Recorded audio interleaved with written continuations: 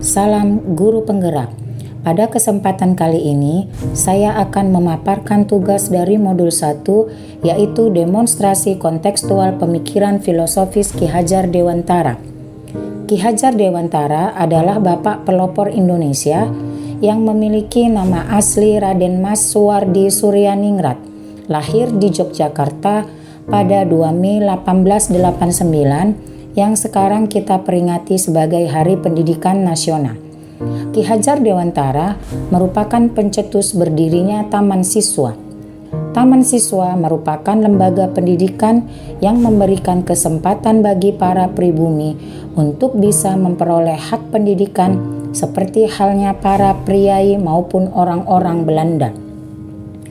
Apa saja pemikiran filosofis pendidikan Ki Hajar Dewantara dalam dunia pendidikan? Yang pertama adalah 1. Trilogi pendidikan. Trilogi pendidikan ini ada 3 poin. Yang pertama adalah ing ngarsa sung tulodo. Artinya, di depan menjadi contoh atau panutan, guru atau pengajar berada di depan, maka ia harus bisa menjadi contoh serta panutan kepada muridnya, sehingga ada istilah digugu dan ditiru. Apapun yang dilakukan guru akan menjadi contoh bagi murid. Yang kedua adalah ing madya mangun karsa.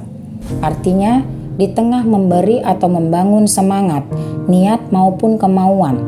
Bahwa seorang guru atau pengajar berada di tengah-tengah, maka ia harus bisa membangkitkan atau membangun niat, kemauan dan semangat dalam diri muridnya. Yang ketiga adalah tuturi handayani. Di belakang memberikan semangat atau dorongan, maknanya bahwa seorang guru atau pengajar berada di belakang, maka ia harus bisa memberikan semangat, dorongan maupun motivasi kepada muridnya. Pemikiran filosofis yang kedua adalah menuntun anak mencapai kodrat. Pendidikan menurut Ki Hajar Dewantara pada dasarnya tidak harus memaksa, tidak juga membiarkan anak berkembang bebas tanpa arah. Tetapi pendidikan adalah menuntun tumbuh kembang anak sesuai kodratnya masing-masing.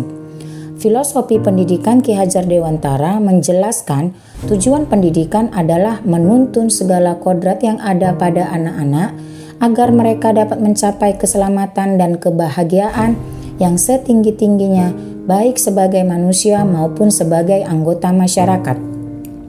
Jadi, dalam proses menuntun, anak diberi kebebasan, namun guru sebagai tuntunan agar anak tidak kehilangan arah. Guru juga harus terbuka, namun waspada terhadap perubahan-perubahan yang terjadi.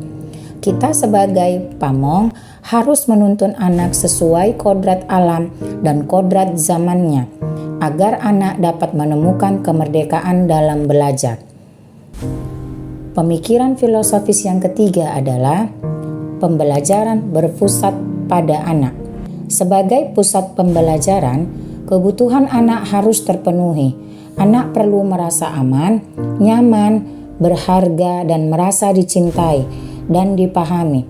Perasaan tersebut akan mendorong munculnya motivasi dan kesadaran anak untuk belajar. Pembelajaran yang memerdekakan anak adalah pembelajaran yang berpusat pada anak. Artinya, setiap proses pembelajaran didasarkan pada kebutuhan dan minat anak dengan melihat hasil observasi yang menunjukkan capaian anak, hal yang dia senangi, serta keterlibatan aktif anak pada kegiatan belajar. Di sini menunjukkan dominasi anak selama kegiatan pembelajaran, dan guru hanya sebagai fasilitator, pembimbing, dan pemimpin. Pemikiran filosofis yang keempat adalah budi pekerti.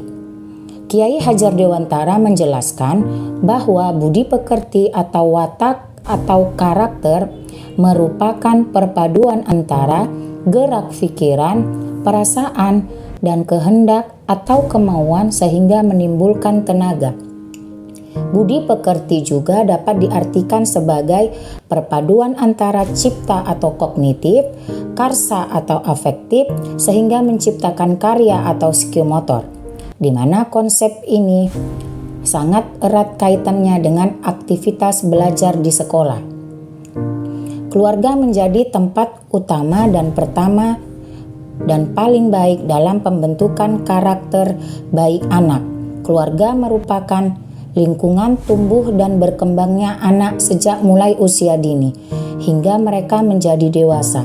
Melalui pendidikan, dalam keluargalah karakter seorang anak terbentuk. Ki Hajar Dewantara menekankan pentingnya budi pekerti dalam pendidikan. Selain pengetahuan akademis, karakter dan moralitas juga harus diperhatikan agar anak tumbuh menjadi individu yang baik dan bertanggung jawab. Konsep pemikiran Ki Hajar Dewantara banyak diterapkan dalam dunia pendidikan Indonesia, terutama dalam setiap sekolah-sekolah di Indonesia.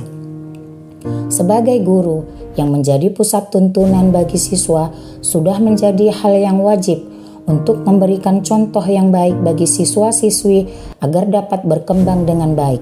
Hal ini merupakan modal awal dari menerapkan trilogi pendidikan yang disampaikan oleh Ki Hajar Dewantara. Mengajar dengan hati, penuh dedikasi agar menghasilkan generasi berbudi pekerti. Demikian demonstrasi konseptual yang menerapkan pemikiran filosofis Ki Hajar Dewantara. Salam dan bahagia. Tergerak, bergerak, menggerakkan. Assalamualaikum warahmatullahi wabarakatuh.